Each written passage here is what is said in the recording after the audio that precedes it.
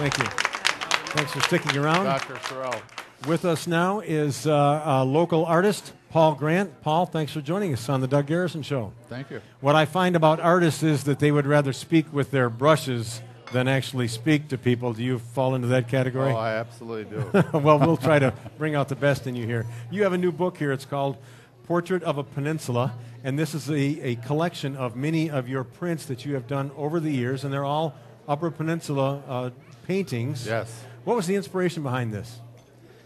Well, actually, quite a few years ago, I was lucky enough to know John Volker, and we fished together and took back roads and saw a lot of the places that we don't. And he had the idea that I should do a book.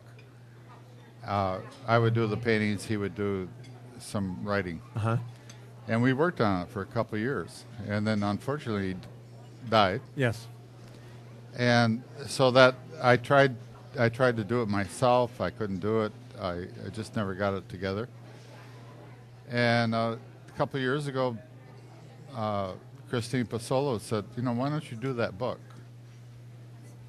She said, my boyfriend, Brian Cabell,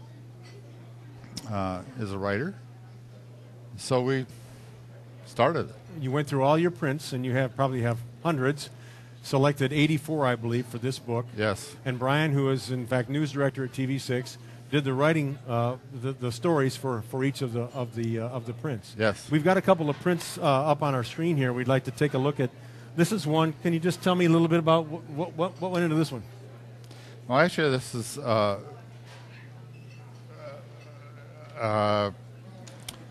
transition. The person that I'm painting was actually in a field without water behind her. But in the middle of the painting, I changed directions and created more of a... So another story behind it. How about another one? We have another one here. A typical Marquette Upper Peninsula scene. Yes, picnic rocks, actually. Is it? You do a lot with the water. Obviously, that's a very good source for you. Well, it's great to live next to the Lake Superior. Absolutely. Yeah. Another one we have. Another print? There we go. Good friend of mine, Ted Bogdan. Uh-huh. We used to do a lot of ice fishing on Teal Lake and also Lake Independence. And this was one of those days where it was snowing early in the morning. That's a beautiful scene, and it has a look of frigidity, but also a warmth as well. Mm-hmm. I think you've captured that. You mentioned Brian Cabell as doing the writing for these. And I wanted to pick out one of these that Brian did some writing for this photo. And I'm just going to read this. It's called Sunny. It says, Paul met Sunny Hemingway, Ernest's younger sister, through the intervention of John Volker. Volker suggested to Sunny, who summered on Walloon Lake outside Petoskey, that she have her portrait done by this up-and-coming painter, Paul Grant. She agreed, although she had never met Paul. Volker gave her phone number to Paul and told him to call Sunny to arrange a meeting. Paul, excited but intimidated, didn't call her immediately. He subsequently met her in an art show, and the first words out of her mouth were, "Where the hell have you been? I'm not getting any younger, He smiled and stammered and tried to explain his way out of it. She stared at him skeptically, then said, "What's that on your face?" She was referring to Paul's mustache. "How the hell are you supposed to kiss a lady with that thing on your face?" "Well, I do all right," he replied. She wasn't buying it, so he took her in his arms and gave her a kiss, a real kiss, even though she was 40 years older than he was. "How was that?" he asked. "Not bad," was her reply. "You'll do."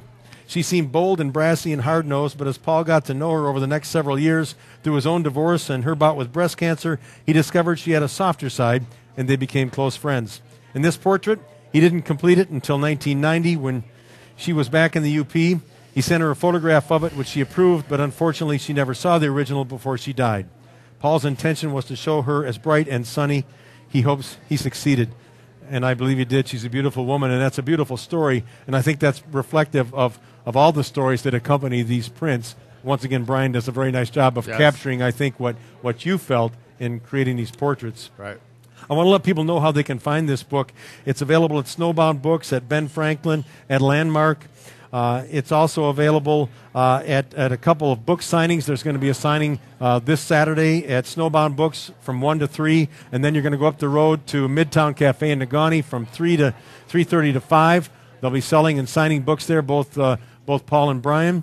And the book's also available at myupperhand.com, a website we featured with local artists and what they do. So you can purchase it either at these locations locally or at myupperhand.com. It's a coffee table book. It'd be, again, a great gift for anyone who loves the UP and loves great art. I think you've done a nice job of capturing a lot of different things in this book, and I think that was your intention, a lot of different types of scenes. You said you've done some, I know you're a golfer, you've said you've done some golf paintings. Did you include a golf painting in this book? No, I didn't. That's for the next book. Yes. If you want a subject from that golf, don't call me. That wouldn't lend anything to it at all. But the book is a beautiful book. It's called, again, Portrait of a Peninsula, Paintings by Paul Grant, text by Brian Cabell. It's available now, and it'd be a great something to find in anybody's tree this Christmas. Paul, thanks for joining us. Thank you. Thank you.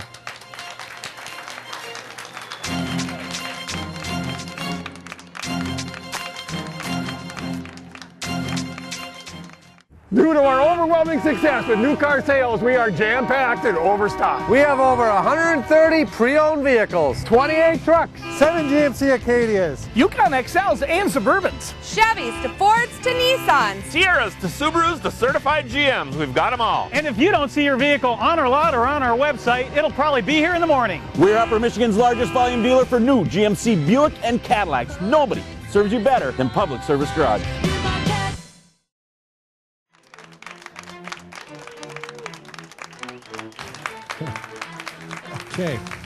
Okay, thank you. A great crowd at Upfront and Company once again here tonight.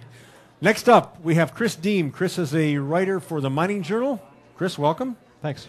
Right now, there's an issue going on in this city. There's a developer that wants to put up a 6-story apartment building next to the Citadel, which is an old building that used to be a church, and now it serves as a hall for functions and things. A very beautiful building, and a 6-story apartment building, which we see the artist drawing on our screen right now. And what's happened is this has caused quite a bit of controversy. The Planning Commission denied the request to do this. The Zoning Board of Appeals approved it. Can you tell me how one of our boards can deny it and another can approve it? What's the story there? Well, that's actually how the process goes. The Planning Commission reviewed this project and denied it on a 5-4 vote. Certain commissioners felt it met all the zoning requirements. Others disagreed. They thought that it didn't fit the zoning ordinance, and they thought that there are certain administrative standards in the zoning ordinance that they argued that it gave them the authority to deny or approve a project based upon how it looks and if it fits with the rest of the neighborhood. And so it was narrowly defeated. Their decision was appealed to the BZA, the Board of Zoning Appeals, by the owner of the property. The BZA, as you know, approved it. They felt that it fit the zoning ordinance. And now the BZA's decision has been appealed by a couple residents nearby to the Marquette County Circuit Court, and the judge has set a hearing for January 11th to review the BZA's decision. So there's a group of residents that live in this neighborhood now that have gotten together, and they're challenging the Boarding Zone of Appeals decision to approve this. And my question is, if I were a developer and I was putting up this building that's created so much animus in the community, and particularly when you're dealing with, frankly, a lot of the social and economic movers and shakers in this community, I'm not sure why the developer wants to force this issue. Do you have any background on that? Or? Well, I can't speak for the developer, but I doubt they proposed this project with the intention to enrage anyone. They own the property, they want to make money on the property, and they feel they can build whatever they want as long as it fits the zoning ordinance. It seems like it'd be a black and white issue. In other words, either it either is legal or isn't legal. And aren't we at that point? Isn't that what the Board of Appeals, and that the way they rule? I'm sure it'll be determined in the courts, like in the hearing that was set for January 11th. I'm sure the judge is going to look at both sides and determine, give an opinion, if it does indeed fit the zoning ordinance or not. I guess, as we know, anything can be litigated. Right. We got a comment from the crowd here. We asked for some comments, and one that's just, I think, kind of reflective of a general opinion. It says, There's already enough residential space in the community. It seems like we have condos going up all over, and that's fine. It's not in keeping with the skyline. It's too ostentatious. Is that kind of a feeling that you're getting from a lot of the community, or are you finding support among community members? I've heard arguments on both sides. I'd say the majority of people probably agree with the opinion you just read. Okay, well, we'll keep an eye on this. We'll have you back. You're also covering the orphanage issue. Correct. So you're on the ground floor of a lot of these different subjects. And we hope to have you back, Chris, to talk about that. This is one we're going to keep our eye on because it's important to this community, and we're glad that you were able to come with us tonight and shed a little light on it. Thank you. Chris Diem from the Mining Journal.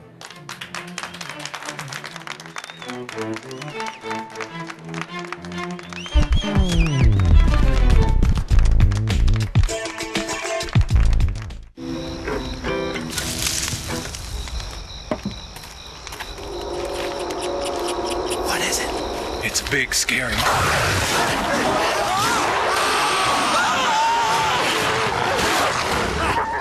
They're gone.